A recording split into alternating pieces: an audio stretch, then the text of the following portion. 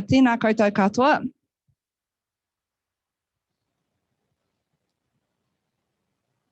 Ka nui ngā mihi mahana tēnei ki a koutou.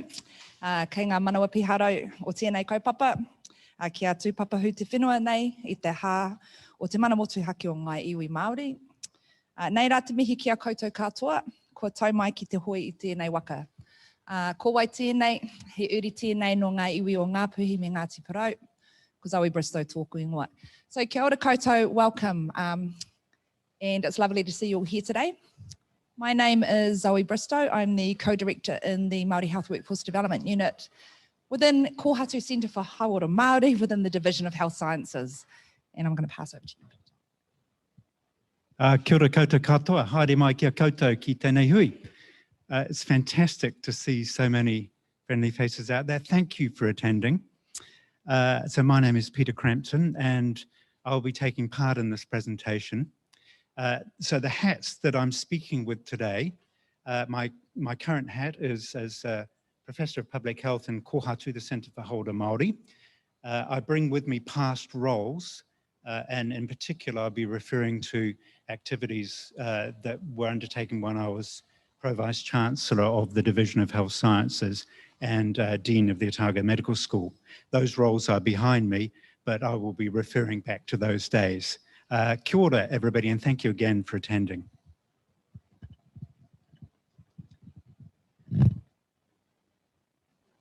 Kei te tūau, kei te mihi ki a koutou, i ngā mana, i ngā waka, i ngā reo, i ngā karangatanga o te motu. Tēnā koutou, kia ora no tātou katoa. Ko waiau, ko tūtoko o te mauka, ko makawhi o te awa, ko kaitahu ka te māmoe me waitaha oku iwi, ko kati maha ki te hapu no te taipautini o te waipounamu ahau, ko Joe Baxter tōku ingoa. Well, kia ora everyone, and thank you so much for coming along to our talk on the Mirror on Society Selection Policy. I stand here as someone alongside Peter, as someone who wears multiple hats. Perhaps the main hat I wear in doing this is as someone who's incredibly passionate about Māori health and health equity. But I'm also a public health medicine physician who's got a background in Māori health and equity.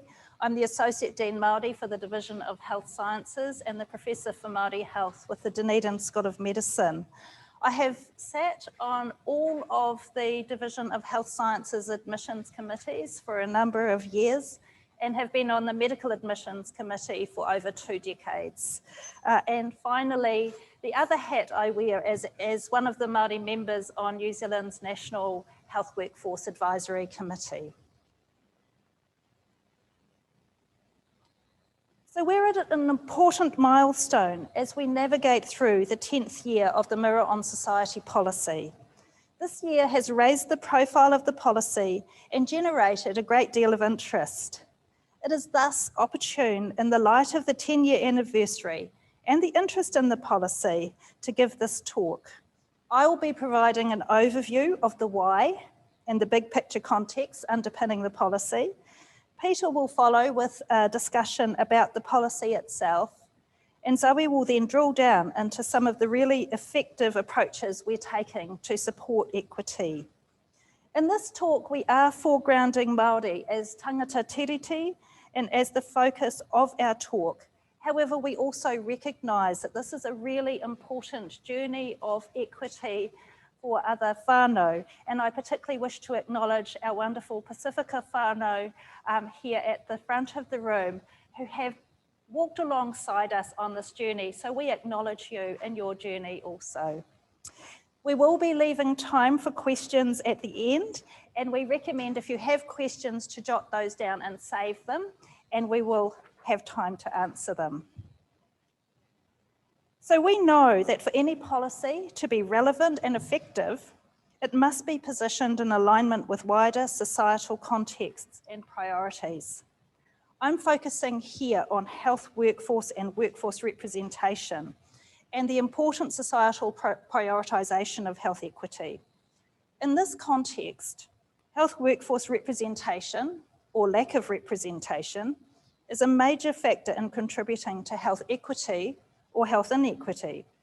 We know from research that there is a clear line of sight between the configuration and distribution of the health workforce to achieving health equity, as shown in this diagram that comes from nursing research. We also know that there are numerous benefits to ensure a diverse and representative workforce. This includes benefits in relation to communication with patients and whānau, their trust in the health services. Greater representation is also associated with increased advocacy for disadvantaged groups, as well as an overall impact on collegial learning and influences. So how does this play out in society?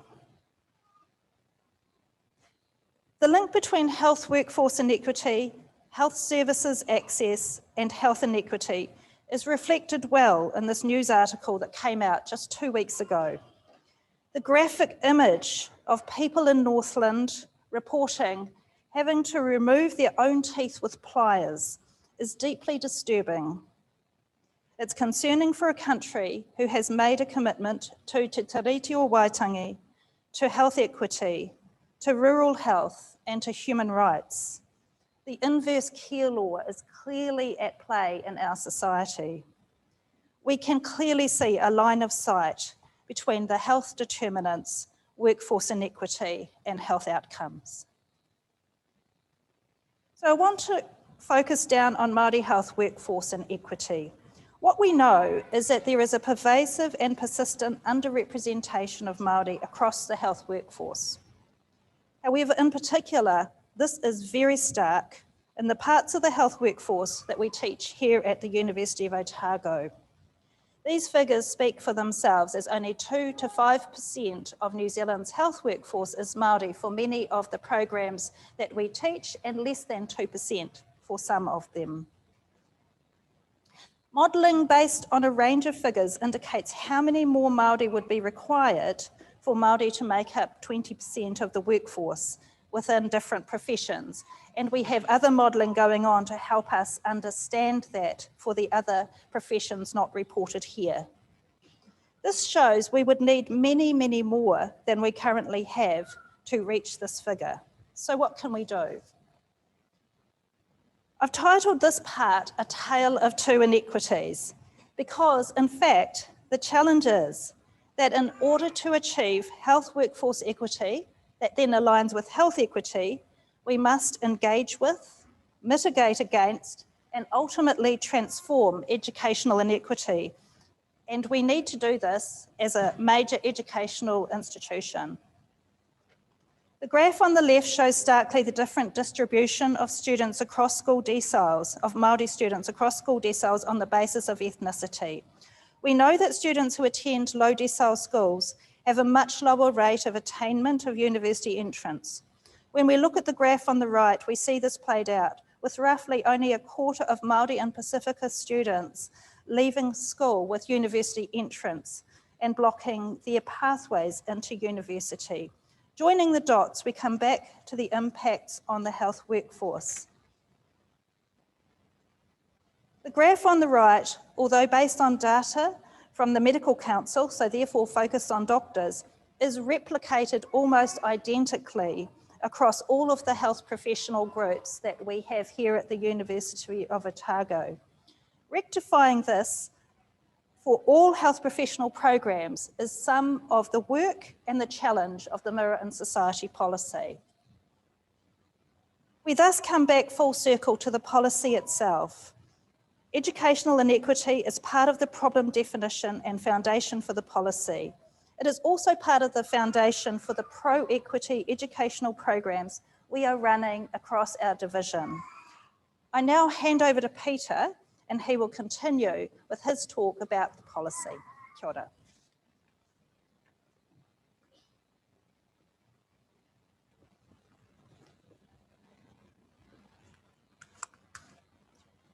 Kia ora, thank you, Joe. How's volume up at the back? All good? Great. So I'm going to talk about the policy itself, the rationale for the policy, some of the key elements of the policy, and then thirdly, some of the key components relating to its successful implementation. So let's start with the rationale. And that's a quote from the policy itself. The purpose of health professional education is to produce a health workforce equipped to meet the needs of society. So that's the why. That's the purpose of the policy. Underneath that, I'll mention 4 components of the rationale, and there are others.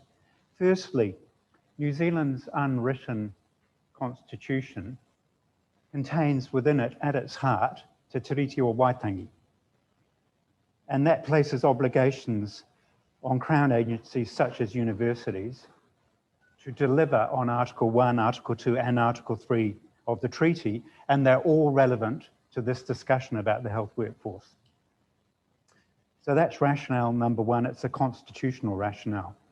Rationale number 2 relates to international and to some extent local evidence, which tells us that students who are drawn out of, to use the US language, ethnic minority communities, or Australian evidence, rural communities, when they graduate, they're more likely to return to work in those communities.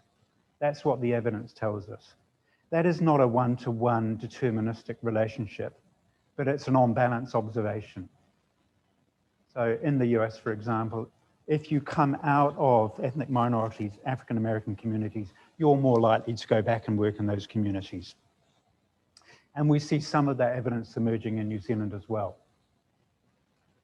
The third component of the rationale is a very important one, and it relates to the substantive issue of quality of care and health outcomes. And there's a number of strands to this evidence.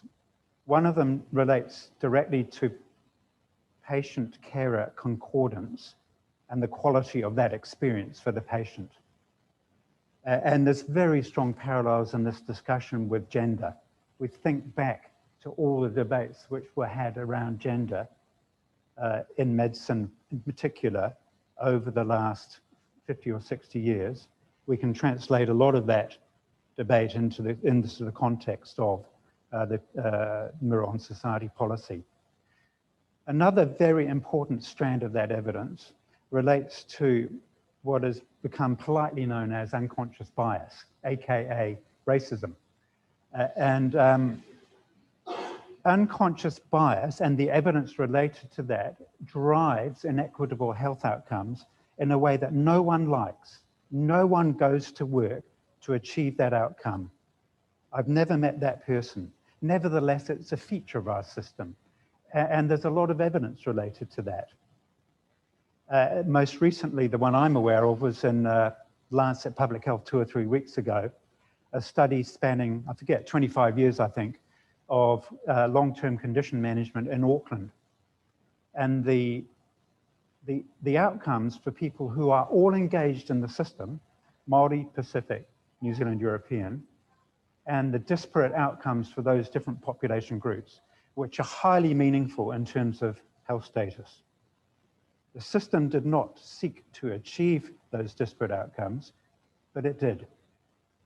And we believe that the evidence tells us if we populate the system from the inside with different groups of people, we can help start addressing unconscious bias. The fourth rationale there speaks to a broader set of considerations related to fairness, the sort of society we wish to live in, inclusion and participation, social cohesion, and those sorts of considerations. And again, I would say by way of a parallel, think back to the profession of medicine as it was for the first half of last century, entirely dominated by men who claimed that they were serving the needs of women perfectly adequately. Why would any woman want to be a doctor, even if they were psychologically equipped to be so? So that's my slide on rationale. Now the policy itself. Introduced in 2012, It applies to all 9 health professional programs within the Division of Health Sciences. There are health professional programs which aren't in the Division of Health Sciences in the University of Otago.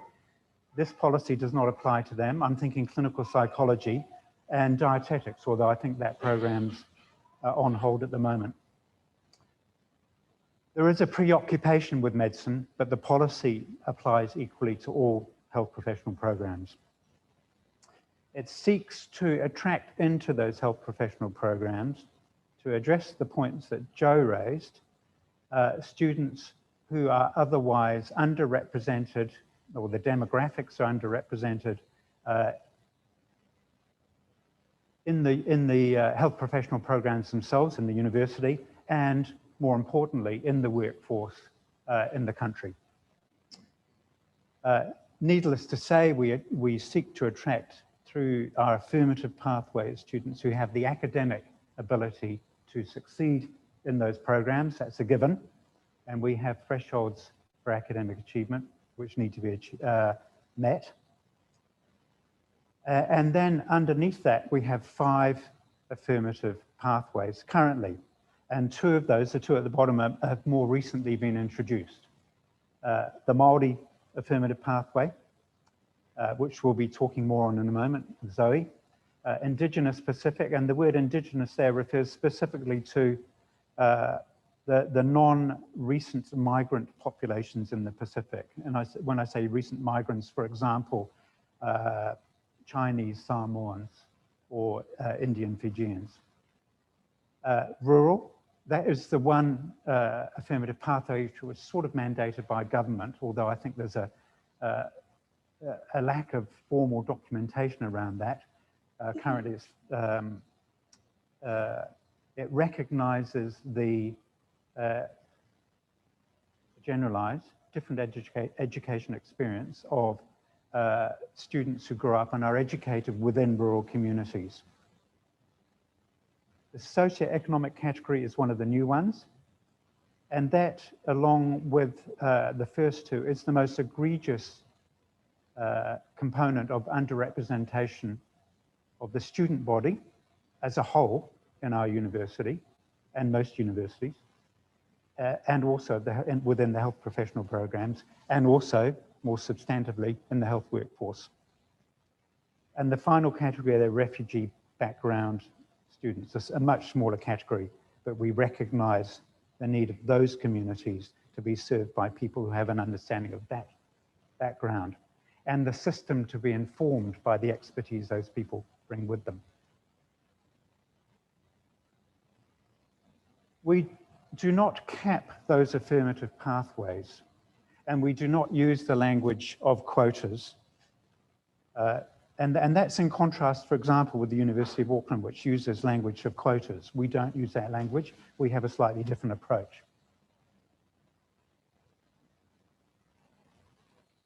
And my last slide is just some highlights. Please come in and find a seat. Feel free to move on around. Some of the key elements which, in our view, contributed to successful implementation. First of all, none of this happened by accident. So long-term obsessive strategizing and planning. By many people, and attached to that I put perseverance. Second on my list there, welcome, leadership. So none of this would have happened without extremely effective and skilled Maori leadership and Pacific leadership, which has ensured the successful implementation of the policies. So the policies sit there. To implement them, we need effective leadership. I put everyone there because there are so many people who've had input one way or another into the effective implementation of these policies. So it is really something that we acknowledge everyone. And then the role I was in at the time, PVC, I believed, and I still do, that within that role, my job was to create space around the leadership table for fully empowered and effective Maori leadership and Pacific leadership. and to support that leadership. So it was an enabling role, creating space, empowering. The third point there is conceptual. It is impossible, in my view, to enter this space effectively and safely without a sense of our history. So historical literacy, pre-colonial and colonial. It is very hard to engage in these discussions without some element of theorization. And I've identified there a few areas of theory which are, to my mind, essential. Theories and understanding of indigeneity. What does that mean? Critical race theory. How does racism operate in settler colonial societies? How is it manifest? I would argue very strongly that we are a colonial society and we are making our way towards some condition in the future that we might deem to call post-colonial. We are not there yet. We are on a journey. Meritocracy is a theoretical construct from sociology, which is used very specifically in tertiary education. It's a whole universe of interesting material on its own. And of course, anti-racism theory, okay? And I could go on. Theorizing is so important. We go nowhere without it. We have to understand the universe around us through the lens of theory. We used a relentlessly strengths-based educational philosophy. Students who come out of communities who are traditionally underrepresented in health professional programs bring with them a range of attributes and strengths that we place very high value on. And of course, this is all underpinned by some investment. I acknowledge the role of the Ministry of Health that has funded through contracts Balloting for 10 years and the Maori Health Workforce Development Unit. And I acknowledge the role of the university in strongly supporting this work over its entire duration. Thank you very much, and now I hand over to Zoe, wherever she's.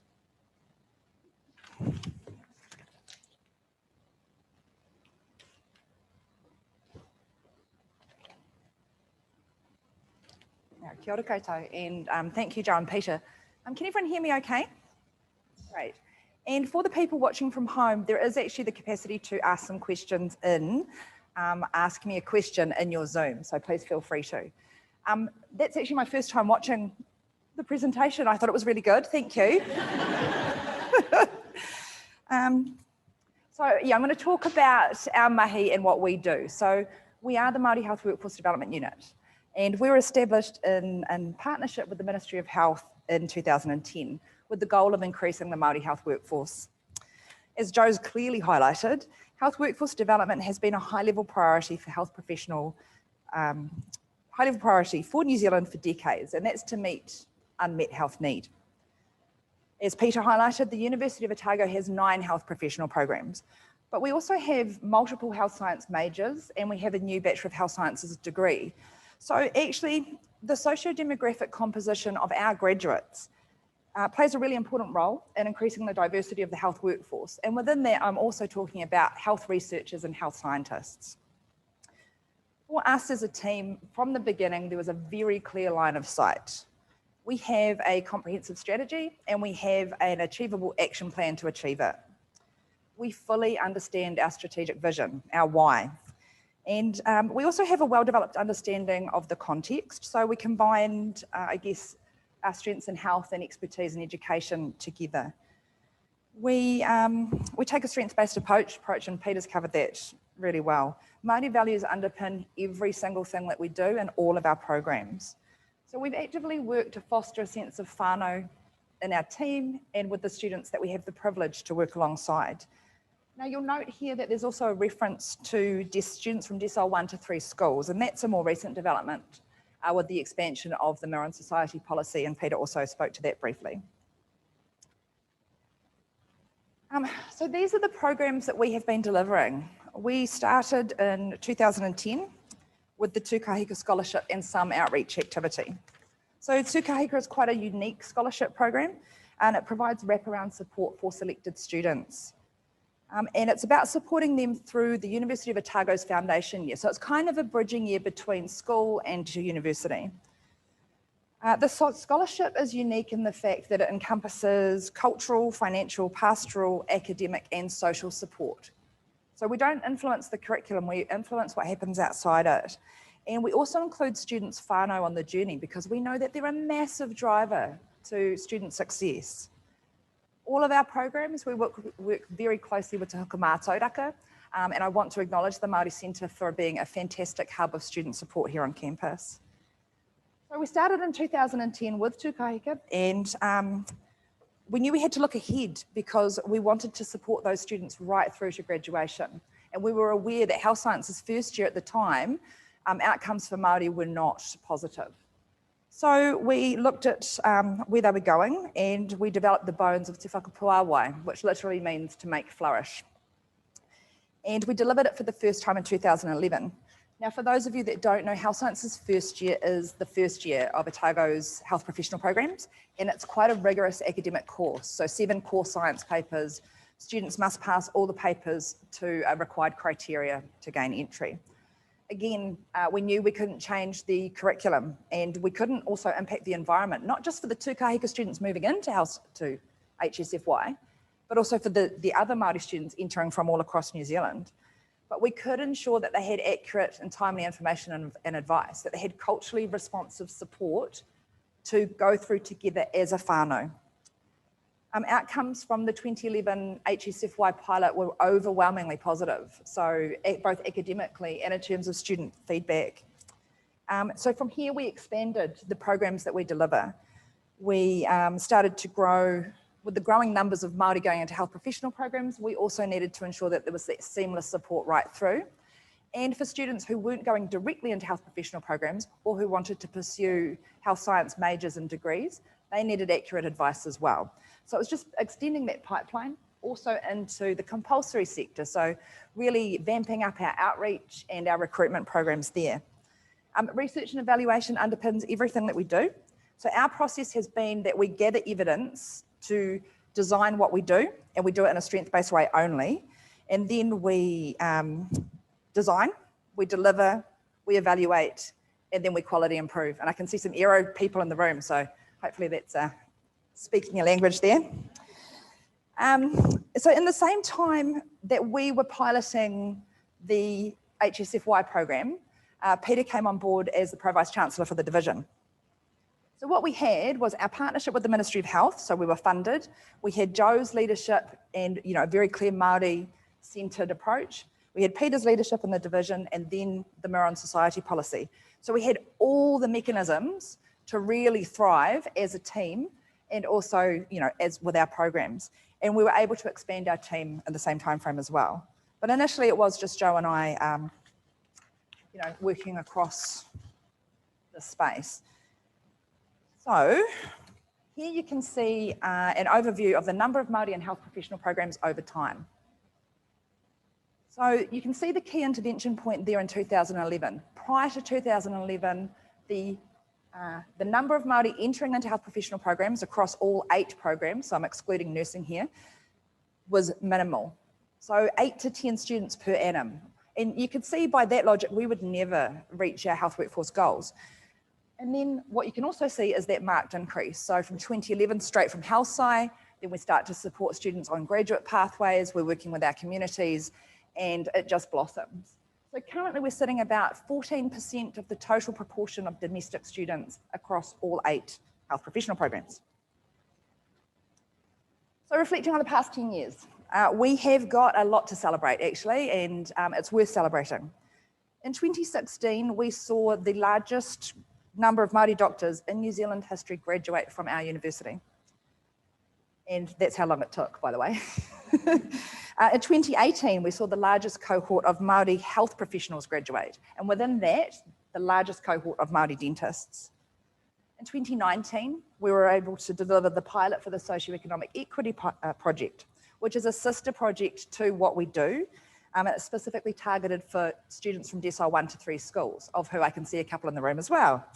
Now, outcomes for the EQ project mirror those from the other MHWDU programs. So yes, these outcomes are outstanding, you know, we can celebrate, and they have made a contribution to the New Zealand health workforce. However, we still have a ways to go. That largest cohort of Maori doctors in 2016 went into a workforce at 0.009% of the workforce. Sorry, I'll say that again, 0.09% of the workforce.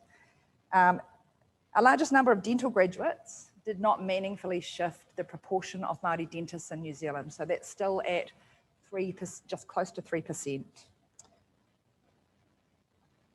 And I think this is quite concerning. In our country, across all of our professions, so that let's include law, chartered accountants, only 1% of professionals come from a Decile 1 school. 1%. So what we do know, what the past decade has taught us, is that these inequities can be addressed, and that Māori inequity focused programs absolutely have the capacity to transform educational outcomes, the health workforce, and eventually health outcomes for those who most need it. We know that Māori strategies and pedagogies work, and that they also work for non-Māori, and that's evidenced by the EQ project. The persistent gap in educational attainment between Māori and non-Māori, and those from lower decile schools and those from higher decile schools, can be narrowed and I think eventually eliminated. So critical success factors, just quickly, I think we've covered them all. You know, having Māori leadership matters, having a clear strategy and a line of sight, knowing what we're going to do and how we're going to do it matters. Evidence-informed practice has worked, and we're constantly tweaking what we do because it's constantly evolving. The strengths-based approach is essential, whanaungatanga underpins everything. We also have a committed team who I want to acknowledge. We work with amazingly passionate people who give up their time consistently to make sure that the young people that we work with are getting the most positive outcomes that they possibly can. So, ngā mihi kia koutou katoa. And most importantly, before I get very emotional, outstanding students. Yeah, I want to leave it at that. Kia ora.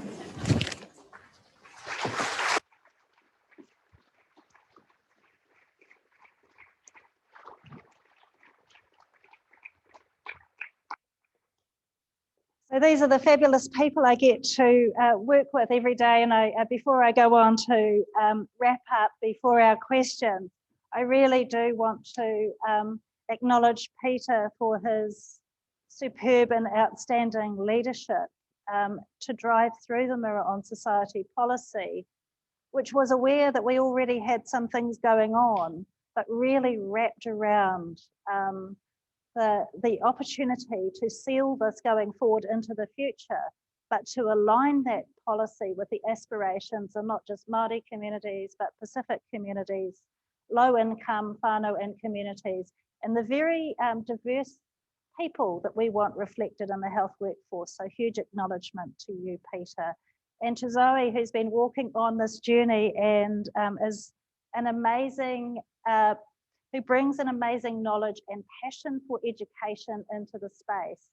And again, our experience is that we are aware that although the outcome may be in health, the skills to achieve that outcome have very much been coming out of people with educational expertise. And I greatly acknowledge you, Zoe, and the incredible team that is the Māori Health Workforce Development Unit and everyone who sits around our team.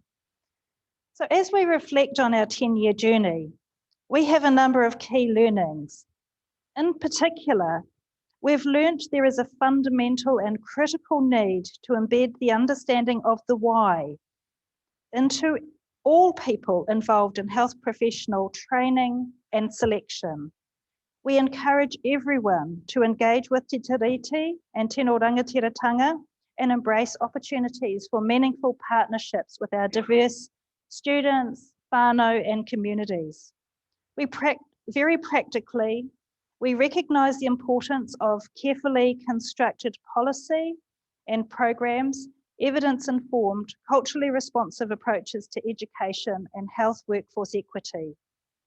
These lead to benefits across health and education, across our health professional programs. They greatly enhance the mana of our institution and the contribution that the institution is able to make. And they also greatly enhance our opportunity to make the kind of differences we want to with the students, their whānau, and our communities. Our final reflection is also our huge thanks and acknowledgement for the work of so many. Many people have journeyed with us as we have navigated our waka towards health workforce equity. And this is across the division, the university, our communities and organisations.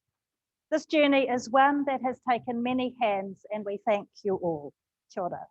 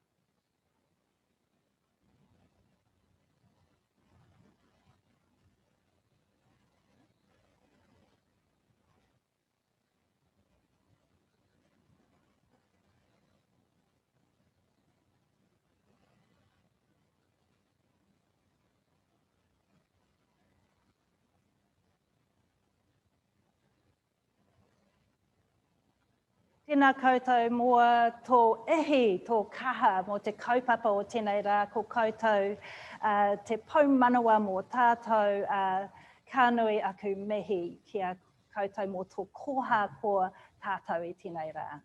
Ka mihi. Right.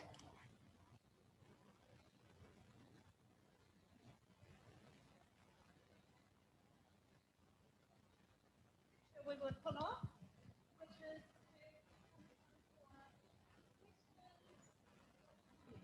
so we have throw box, a box you can throw around, but we can also take pārtai from home. And here just to, if anyone's got any questions, please just pop your hand up and we'll throw the box in your direction. And if you're not confident at catching or throwing, we can bring it to you. You'll probably be the best. There's a question. Hey, congratulations, that's a great presentation, thank you. A couple of comments. I've had the privilege over the last year to read the essays of quite a few students as they go through the first year after graduation. And I can't stress the importance, I think you've stressed it, I'll just stress it again, the importance of that connection with your community. And I've read the stories and heard the reflections of the first year postgraduate that very much reinforce the messages that you're given. And the second point I want to make is around COVID. I think there are some lessons from COVID, which you might just want to expand a wee bit about what we've seen happen in the last year, which has been a really stressful, difficult year for many, many people. The importance of the support that I've seen occur in the Indigenous communities with their families and extended whānau has been, I think, something that we've all learned from, but you might want to comment on the COVID issue. Barry, and thank you for your comments. In terms of COVID, I'm on the Māori advisory to the directorate, the Māori directorate, over the response to COVID. And I think what we have all seen is the strength, this is a strengths-based approach that has been taken by Māori communities, Pacifica communities, to the challenges of COVID. Very quickly drawing on those community strengths and relationships to mobilise, to support kaumātua, to provide information, and to really get into communities where people and organisations who don't have those relationships were unable to be as effective. So I think it's really brought into stark highlight the role and value of that diversity in the health sector at all levels, and the embracing of our own kaupapa Māori services as part of that. So thank you.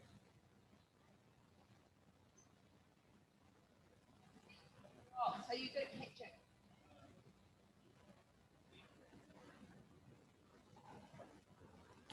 O tēnā tātou e tu ake ana hau ki te mihi atu ki o koutou, mihi atu ki o koutou ngā mahi whakahirahira i tēnei whare wānanga. Ko Frank Wee iruetia hau, ko au te kaitakawainga Māori mai I te huka mātauraka. So look, I'd just like to stand briefly, I'll try and keep to that word briefly, just to acknowledge the work that you do. I've been really lucky since I started here and privileged to work alongside and with you in the mahi that we do for everybody, really. I think Peter hit it on the head about leadership and for Māori to enjoy success as Māori and being allowed to lead as Māori with the core values that you have in your team. So I'm really privileged to be part of your journey. Gosh, it's been like 10 years, Zoe, and I think I remember all those school visits we went on and all those sorts of things. So so I just want to congratulate you and the whole team for the outstanding work that you do. And I know it would have been neglectful of me not to say anything since Auntie Pearl's not here. So so mihi aroha kia koutou. Tēnei rā, taku mihi, he mihi nui, he mihi aroha ki, ngā mana e te iwi, tēnā rā koutou. Tēnā koe, hoa, ngā mihi. Also, just like to respond back and say, te huka mātauraka are such a fabulous asset, the jewel in the crown of Māori student support here at Otago. So ngā mihi ki a koe, Frank. I see the question box up in the row there.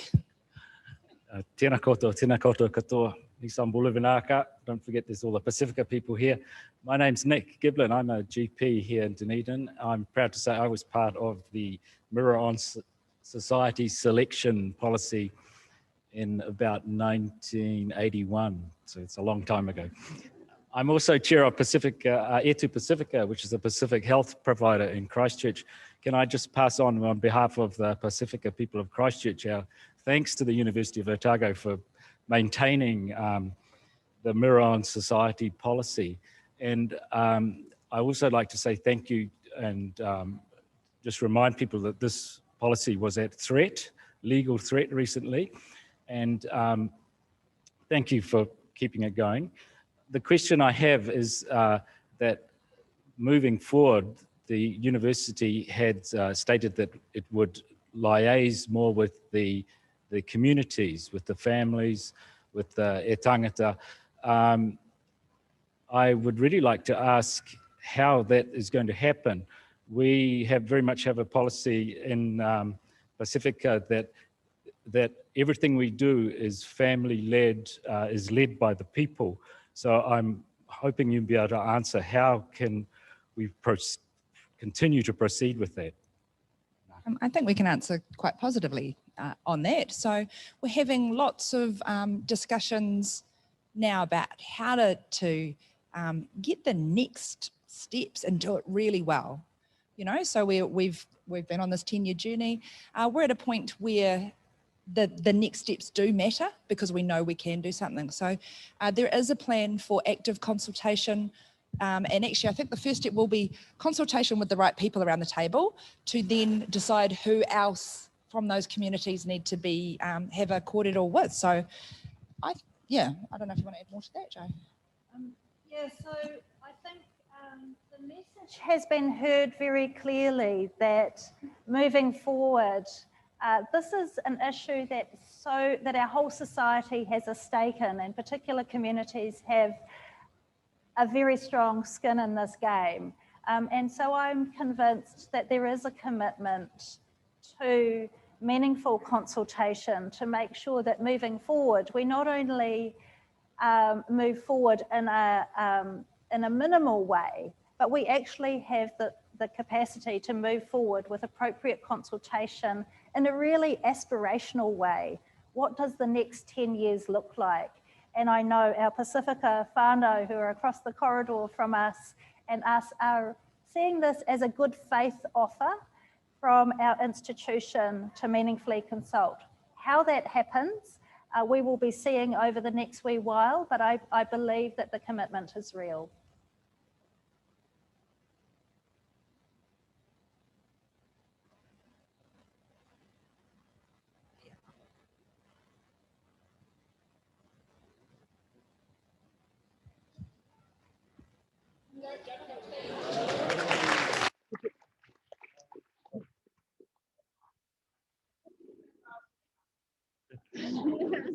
Thank you so much. I've got a couple of questions and I'll quickly.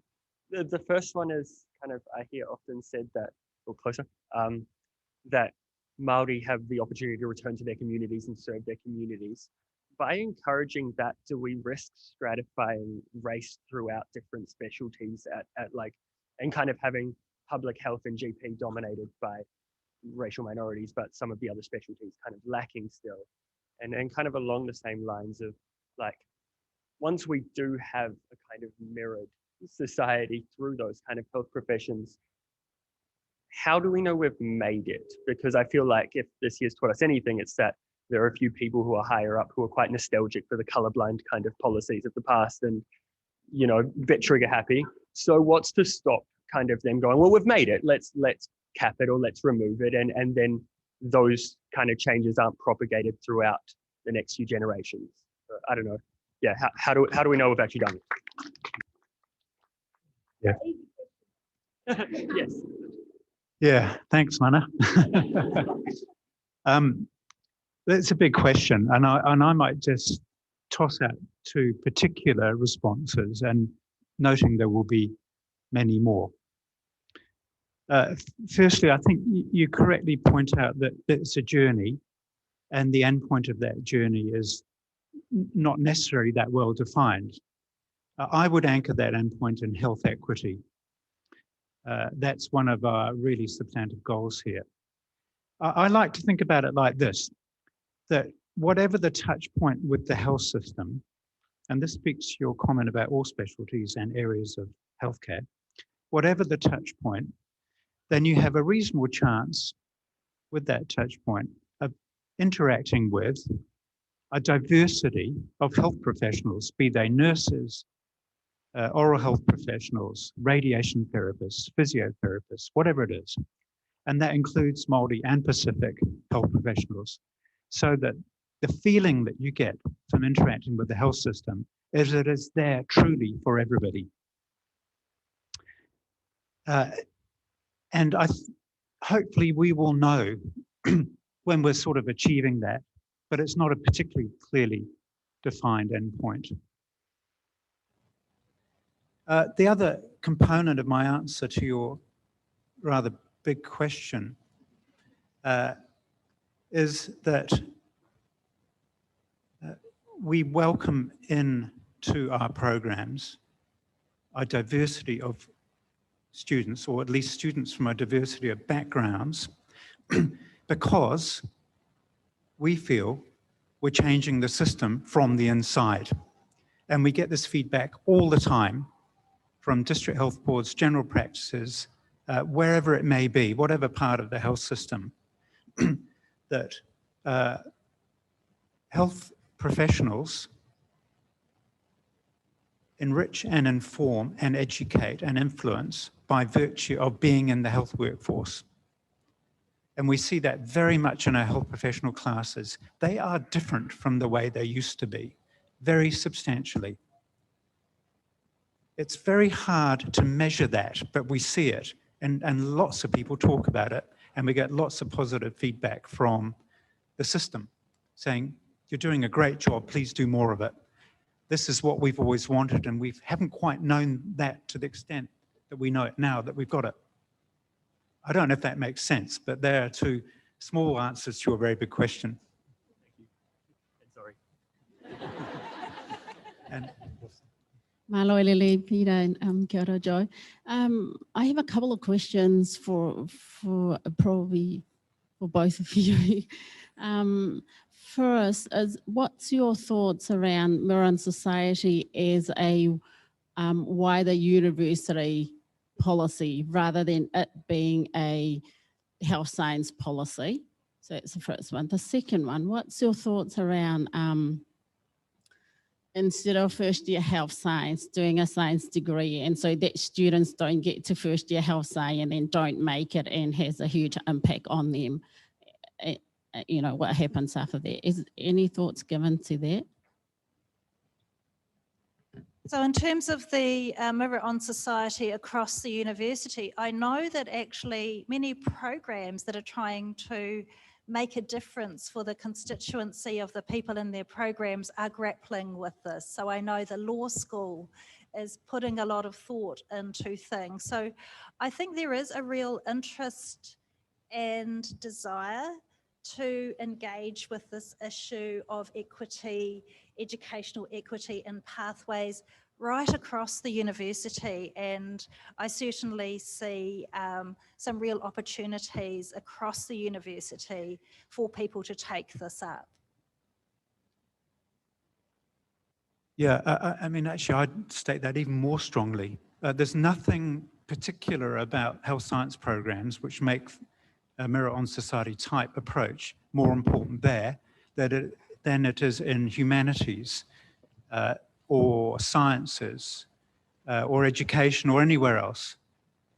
It's just, this has been the focus of the Mirror on Society policy thus far. I would be strongly advocating for the policy being applied much more broadly for all the same reasons. And that is, as a tertiary institution, if we are going to be serving the needs of our communities, our diverse communities, then we need to be engaging with them, embracing them, drawing them into our institution. The next 50 physicists coming out of Otago should be Maori and Pacific. Right, that won't happen, not this year anyway, but why not?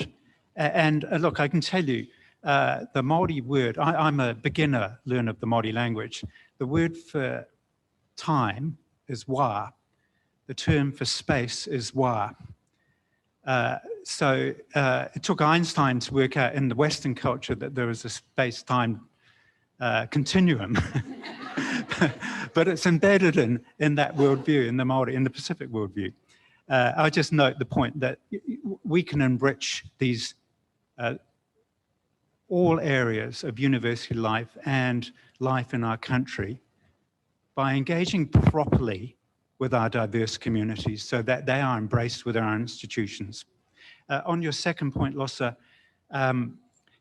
actually, that is a big discussion all on its own. Should we have graduate entry health programs? Lots of parts of the world do that. We do it to some extent. There are pros and cons, and one can debate that issue backwards and forwards a great deal. And it's probably more of an offline discussion because it's a big one with lots of pros and lots of cons. Right up the back there, mana, if you go.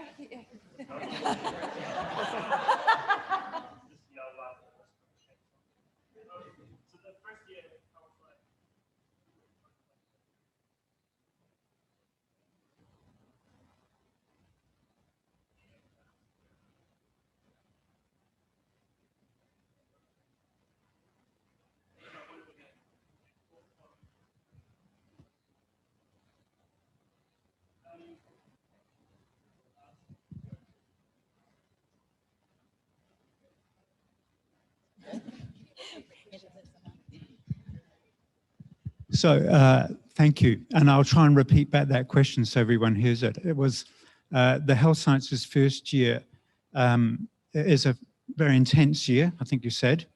And maybe educationally speaking, there might be other ways of achieving some of those objectives in a way which might be slightly more fulsome and maybe more enjoyable for students. Was that your question? Yes. Yeah, I think so. And look, there have been a few headlines this week on balloting systems or lotteries, as the headline was.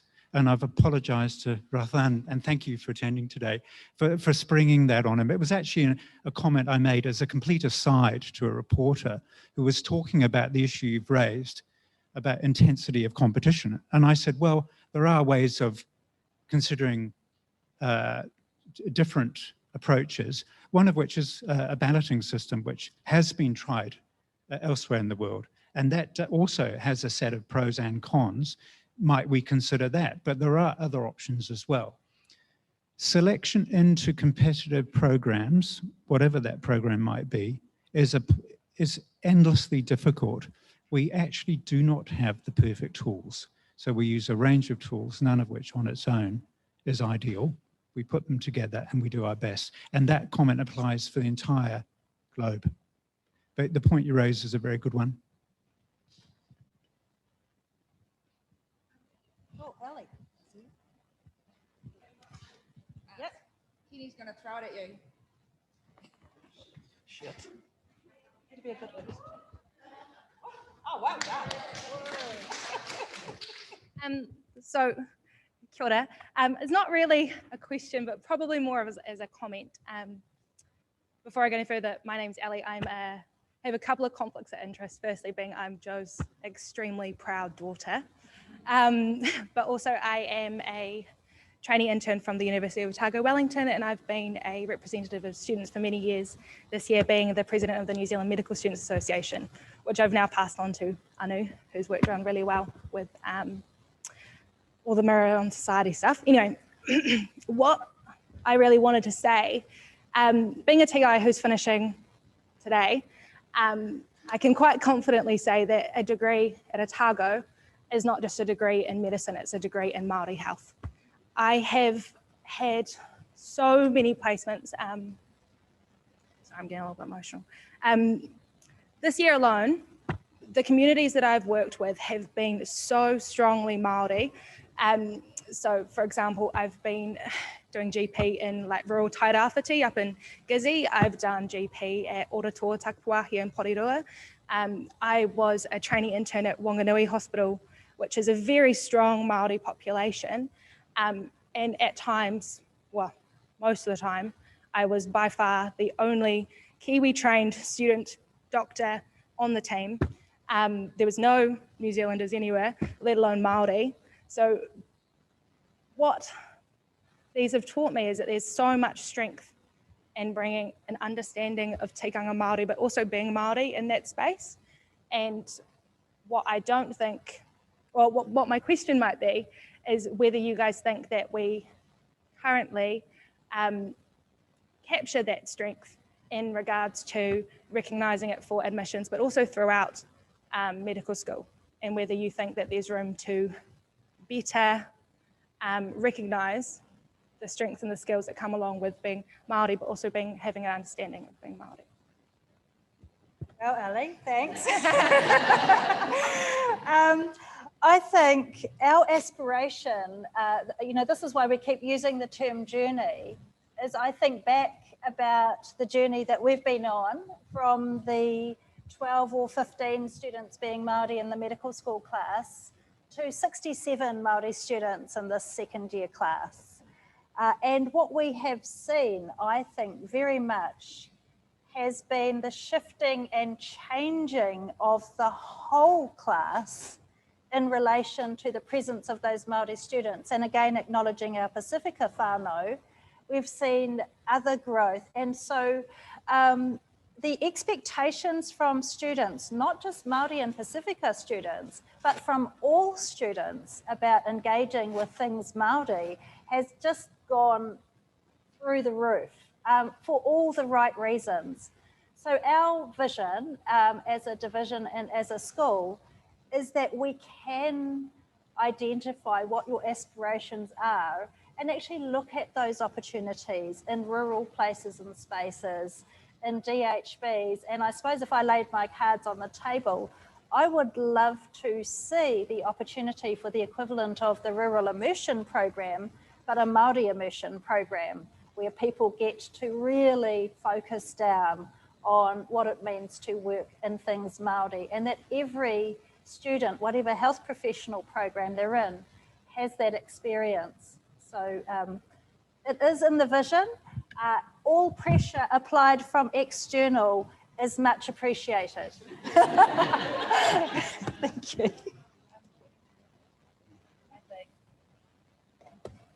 Well, kia ora everyone. I realise that there may still be more questions. Feel free to contact us by email or other forms if you have further questions. I want to really thank and acknowledge my co-speakers today, two of the most awesome people I know, our fabulous whānau who are doing this mahi every day, and also all of you for coming along and listening to this kōrero. We feel very passionate about it. We think it is a way that we can all not just have an experience of doing something good, but it is transformative in both health and education.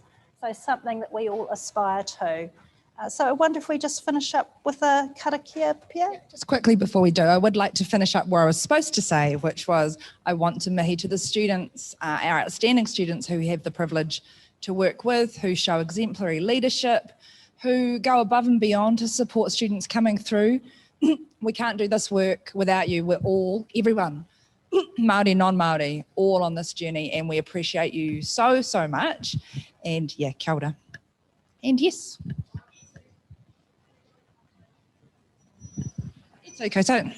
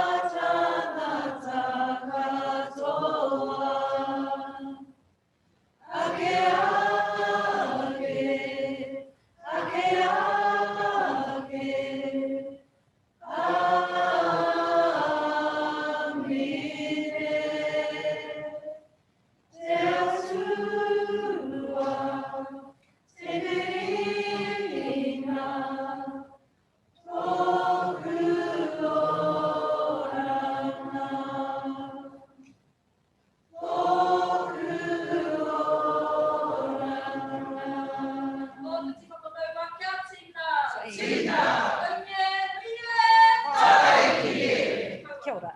Kia ora.